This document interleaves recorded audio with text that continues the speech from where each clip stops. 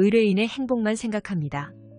법률 문제로 고민에 빠지신 분들에게 정확한 정보를 제공하여 현명한 선택을 하도록 도와드리는 소송 가이드입니다. 운전을 하다 보면 누구나 예상치 못하게 교통사고를 겪을 가능성이 있습니다. 교통사고가 발생하면 사고 유형에 해당하는 인정기준을 기본적으로 적용하고 속도 위반, 선진입 여부 등의 요소를 고려해 인정기준의 비율을 가감합니다. 과실 비율을 정할 때 피해자에게 일부 책임이 있으면 그 부분을 반영합니다. 그렇다고 과실을 잘못으로 오해하면 안 됩니다. 대법원 판례에서는 과실을 사회통념이나 신의성실의 원칙에 따라 공동생활에 있어 요구되는 약한 의미의 부주의로 정의합니다. 서로 아무런 교통법규 위반을 하지 않는 경우에도 부주의에 따른 정도로 과실 비율이 나뉩니다.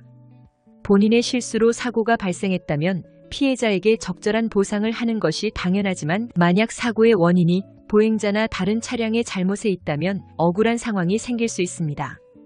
만약 이러한 사고가 법적 분쟁으로 이어진다면 변호사 선임비와 소송 비용 등의 부담이 커질 수밖에 없습니다. 따라서 교통사고 문제를 해결할 때는 과실 비율을 정확하게 산정하는 것이 중요합니다.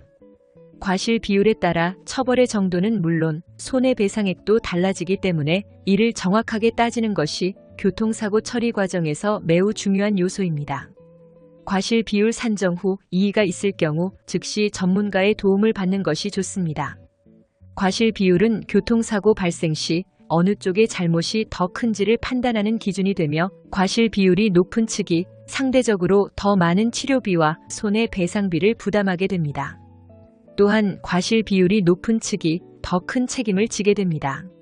하지만 12대 중과실에 해당하는 뺑소니와 같은 중대한 사고가 아니라면 형사적 책임에서는 벗어날 수 있으면 이 경우 자동차 종합보험을 통해 민사적 책임에 대한 상담을 받는 것이 필요합니다. 반면 뺑소니 혐의로 입건될 가능성이 있다면 법률 전문가와의 상담을 통해 사고 당일의 행적과 사건의 구체적인 상황을 면밀히 파악하는 것이 중요합니다. 오늘날에는 차량 블랙박스 영상과 주변 CCTV를 통해 사고 당시와 그 전후의 상황을 명확하게 파악할 수 있습니다. 따라서 사고 초기부터 전문가의 도움을 받아 적극적으로 대응하는 것이 필요하며 이를 통해 원하는 결과를 얻을 가능성을 높일 수 있습니다. 소송 가이드는 법률적으로 문제가 될 수 있는 부분에 관해 상세히 설명을 드리고 그 해결책에 관하여 근거 법령 및 관련 법령을 제시하는 길잡이를 해드립니다.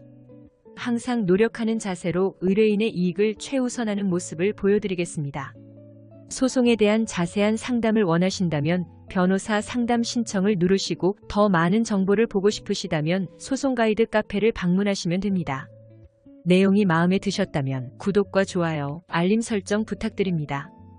더 좋은 내용으로 찾아오겠습니다. 꼭 승소할게요.